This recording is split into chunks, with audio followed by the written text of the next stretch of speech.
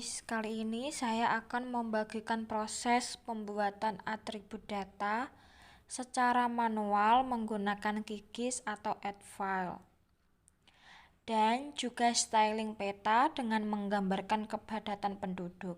Sebelum melakukan atribut data dan styling peta, kita harus mencari data jumlah penduduk wilayah.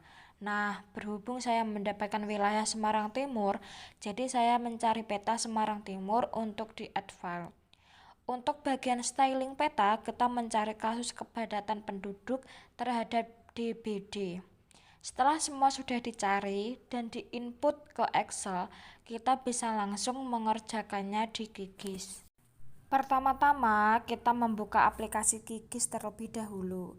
Setelah itu, pilih layer, lalu klik Add Layer, pilih Add Vector Layer. Setelah muncul seperti itu, lalu input peta Semarang Timur yang sudah di-download. Setelah di-input, lalu klik Add. Setelah di-add, klik OK. Setelah petanya muncul di bagian layar seperti di gambar, lalu klik kanan, pilih Open Attribute Table. Lalu akan muncul tabel-tabel pada gambar di video tersebut. Berhubung saya sebelumnya sudah pernah mencoba mengerjakan ini sebelum saya tag video, jadi otomatis data sudah masuk. Dan bagi kalian yang belum mengerjakan sama sekali, kalian bisa pilih gambar pensil di pojok kiri atas. Setelah itu kalian bisa klik gambar kotak biru bergaris kuning biar lebih gampang diingat. Terus tulis luas dan jumlah. Setelah itu klik bagian kalkulator untuk membuat kepadatan penduduk. Setelah muncul seperti di gambar, saya memberi nama kepadatan. Pada bagian output field nama, di bagian output field type saya pilih decimal number. Setelah itu di bagian show values, klik field and values, lalu klik luas, klik garing atau garis miring. Terus klik jumlah. Selanjutnya di bagian output file like diberi angka 7 dan per session diberi angka 6. Setelah itu nanti akan muncul tabel kepadatannya.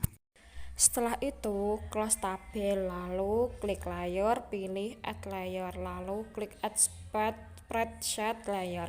Setelah muncul gambar seperti ini, klik browse di file name, lalu masukkan data kasus DBD.